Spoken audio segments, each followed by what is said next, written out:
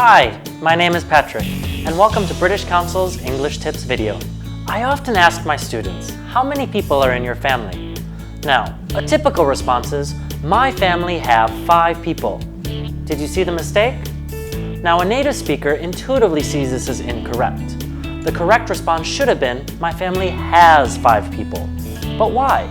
Families have more than one person, right? Nothing seems to confuse students more than choosing the right plural or singular verb to use with collective nouns. What makes matters worse is depending on the situation, we can often use both. Let's take a look at the following example. The team is working on a project for work versus the team are eating sandwiches for dinner. Can you tell why we use the singular form is in the first sentence and the plural form are in the second? First, let's start with a definition of a collective noun and some examples.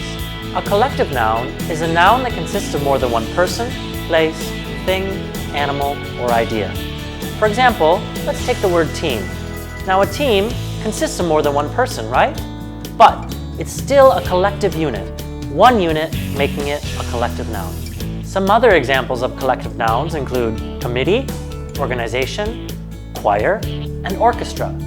Now, there's many more to add to this list, but you get the general idea. We use singular verbs with collective nouns when we think of the collective noun as a single, impersonal unit.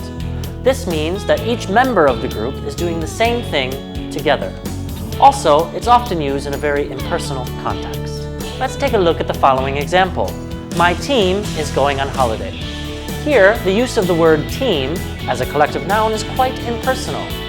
Every member of the team is doing the same thing together. So we're going to refer to it as a unit and not individual people.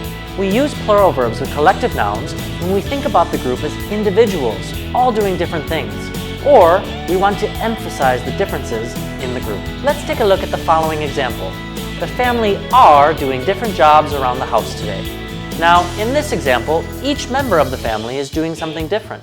Since we're expressing the individuality of the group, we will use the plural form of the verb with this collective noun. Let's take a look at one more example. The team are eating sandwiches for dinner. Now again, in this case, we're using the individuality of the team.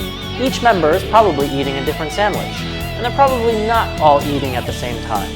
Therefore, we'll use the plural form of the verb are with this collective noun. Here's a pro tip for you. We often use the plural form of the verb with collective nouns if the collective noun is doing people-like things. For example, feeling, eating, and wanting. Thanks again for listening, and if you'd like to upgrade your English, come to my class.